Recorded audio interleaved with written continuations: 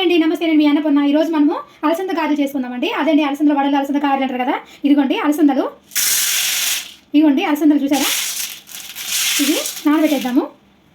ఇదిగోండి నేను ఒక గ్లాసు అలసందలు తీసుకున్నానండి వడ కోసం. నీళ్ళు పోసేసి ఒక 6 గంటలు నానబెట్టేసుకోవాలండి. 6 గంటలు నానబెట్టేసుకోవాలి. మీరు ఒకవేళ పొద్దున్న టిఫిన్ చేసుకోవాలనుకుంటే నైట్ నానబెట్టుకొని పొద్దున్న చేసేసుకోవచ్చు. సాయంత్రం స్నాక్స్ లాగా చేసుకోవాలంటే పొద్దున్నే నానబెట్టేసుకోండి. ఒక 6 గంటలు నానబెట్టేసుకున్నాము. ఇవ్వండి మనం నానబెట్టినాం కదా, 7 గంటలు అయిపోయిందండి. ఇవ్వండి నీళ్ళు ఇట్లా నల్లగా వచ్చేస్తాయి. ఇవి ఒక 4-5 సార్లు బాగా కడుక్కుందాము. ఇట్లా ఇవ్వండి నేను శుభ్రంగా 4 సార్లు కడిగేసుకున్నాను.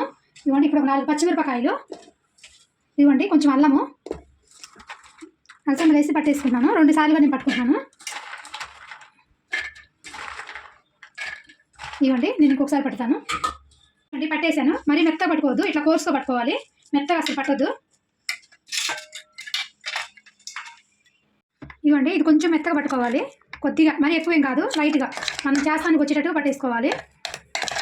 ఇందాక ఇది బరక పట్టుకున్నాం కదా ఇట్లా, ఇప్పుడు ఇది మెత్తగా పట్టుకున్నాను. ఒక టిప్పు అంటే ఒక ఉల్లిపాయ ఇట్లా సన్నగా కట్ చేసేసేయండి. ఇవ్వండి కొద్దిగా కొత్తిమీర, కొంచెం కరివేపాకు సన్నగా కట్ చేసేసుకోండి.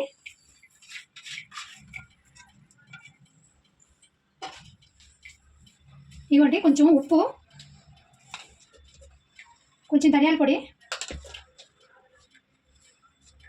కొంచెం కారము, కొద్దిగా జీలకర్ర పొడి, ఇవన్నీ బాగా కలుపుకుందాము.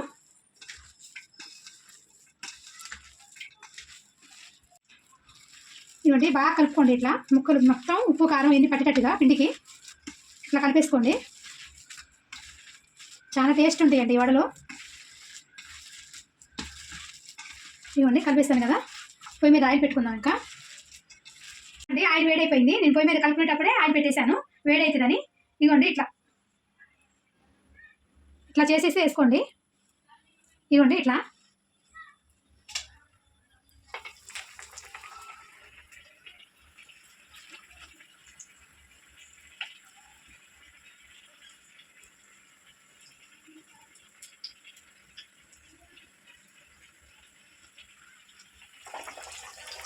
వేయంగానే కలపొద్దండి, కొంచెం ఉడికినాక కలుపుదాము. కొంచెం వేగాలి.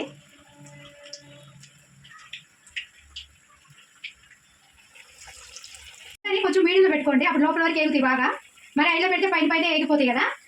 మంట సిమ్లో పెట్టేసుకుంటే లోపల వరకు ఏగిపోతాయి. మీకు ఎన్ని కావాలంటే అన్ని వేసేసుకోండి.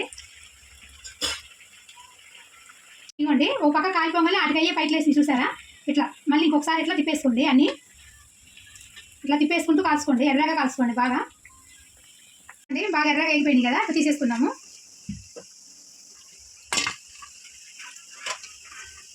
ఇదిగోండి ఇట్లా తీసేసుకోండి మొత్తము. మనకి ఇంకా ఎంత పిండి ఉంటే అంత పిండి ఇట్లా వేసేసుకోవాలి. అట్లా వేసుకుందాం మనం.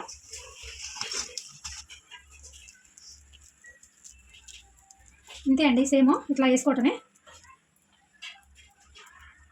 ఇట్లా వేసేసుకోండి. అండి బాగా ఎర్రగా అయిపోయింది కదా.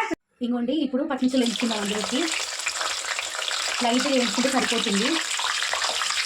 ఇవ్వండి అయిపోయినాయి అలసంద వడలు. చాలా టేస్ట్ బాగుంటాయండి.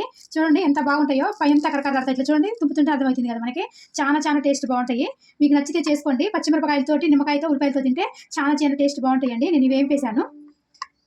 Like, share and subscribe our channel. ఇలాంటి మరిన్ని రెసిపీస్ కోసం గంట సింబల్ నొక్కడం మర్చిపోకండి. బాయ్.